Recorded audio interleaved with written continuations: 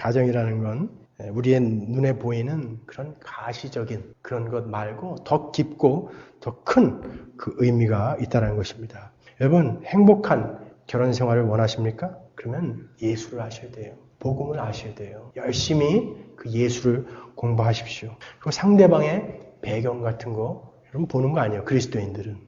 우리가 결혼을 할 때 그런 것 많이 보죠. 외모, 부모들의 재산, 학력 뭐 이런 것 때문에 결혼을 했다가 그것이 이제 우수수 어느 날 없어지는 날, 그 사람에 대한 매력이라고 생각했던 그런 것들이 없어지는 날, 그 배경이 없어지는 날 우리는 단호하게 그와 헤어질 수 있다니까요.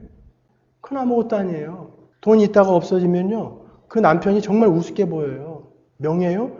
여러분이 정말 결혼을 잘하고 싶으면요. 3개월 있다가 그런 배경은 우수수 땅에 떨어져요. 이제 알몸만 딱 뜨게 되는데 그때 참 내가 결혼 잘했다라는 결혼이 잘한 거예요.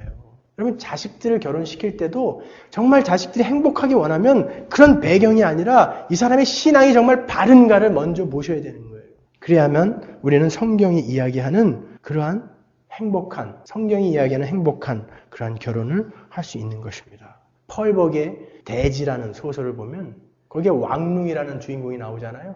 그 왕룽이 그 오란이라는 그 아내와 함께 정말 행복하게, 가난하지만 행복하게 잘 산다고요.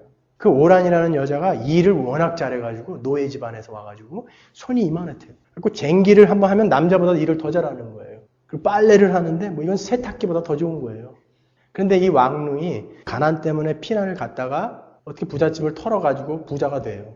그 다음에 이 아내를 딱 보니까 손이 소뚜껑만한 게 너무 보기 싫은 거예요. 그러니까 소설에 나오죠.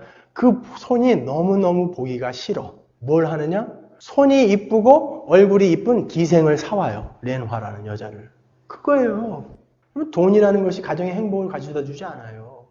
뭐 남편의 명예가 자식들이 좋은 대학 가는 게 가정의 행복을 가져다 주지 않아요. 가정은 신앙으로만, 예수 그리스도로만 바로 설 수 있어요. 여러분, 가정이라는 건 정말 진실한 두 사람이 그 신앙으로 이 땅의 것이 없이도 하늘나라를 경험하며 살아갈 수 있느냐를 함께 고민하며 노력하며 살아내는 것, 그것을 우리가 결혼이라고 하는 것입니다. 자기가 원하는 조건을 갖춘 손만 이쁘고 얼굴만 이쁜 그런 첩을 가서 사오는 것이 아니라 자기를 두고 아이들을 두고 나가서 창녀질을 했던 그 고매를 쫓아가서 은 30냥을 주고 사와서 용서하면서 살아가는 게 하늘나라이고 복음이며 가정인 것입니다. 그렇기 때문에 우리에게는 늘 희생이 필요한 거예요. 아내에게도 필요하고 남편에게도 희생이 필요하다고요. 우리는 다 하나님과 이혼한 자들이에요. 우리는 다 창녀 고매 같은 자들이었다고요. 그럼에도 불구하고 예수 그리스도로 말미암아 하나님과 이제 영원히 헤어질 수 없는 혼인을 한 자들이 된 것, 그것을 깨달아가는 것이 가정의 참 의미라는 거예요. 여러분, 하나님께서 여자를 탄생시키실 때 어떻게 하셨습니까? 아담을 잠재우고 옆구리를 뚫어서 갈비뼈를 꺼내내셨다고요. 그리고 여자를 만드셨어요. 성경에서 잠든다는 것은 뭘 메라포한다고 그랬죠? 죽음이에요.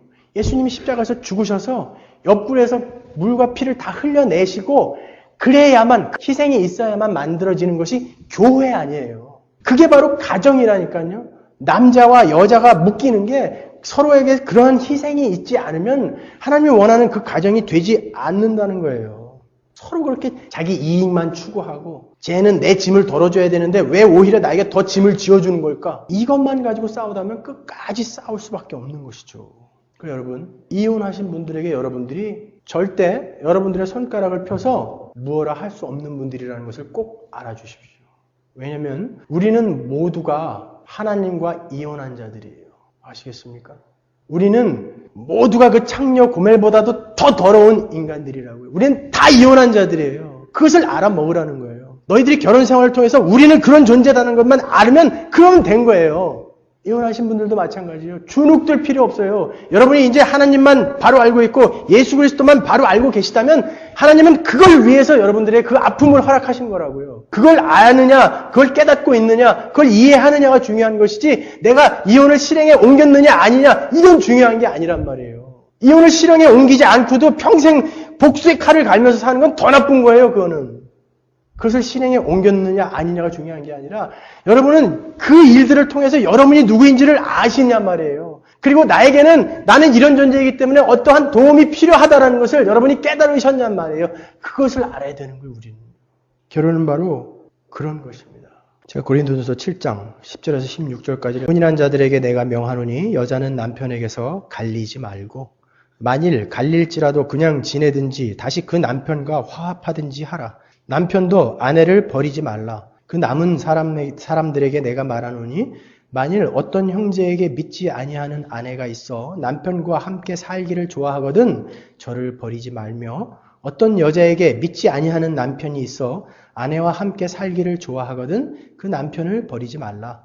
믿지 아니하는 남편이 아내로 인하여 거룩하게 되고 믿지 아니하는 아내가 남편으로 인하여 거룩하게 되나니 그렇지 아니하면 너희 자녀도 깨끗지 못하리라.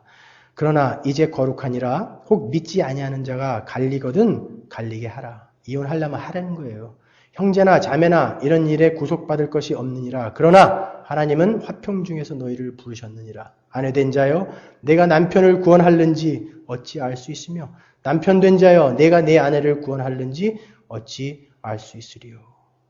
그리스도인은 다른 문제, 성격 차이, 경제 문제 그런 것으로 절대 이혼할 수 없고 이혼해서는 안 되는 것입니다. 그러나 신앙의 문제, 믿지 않는 자가 믿지 않는 자 때문에 내 신앙이 하나님께 가까이 가고자 하는 내 신앙이 흔들릴 때는 이혼하라라고 이야기한다고요. 근데 하나님은 여운을 하나 남겨주시는데 뭐라 그럽니까? 그래도 혹 네가 그 사람이 구원을 받는데 필요해서 그 자리에 가 있는 건지 어떻게 아느냐.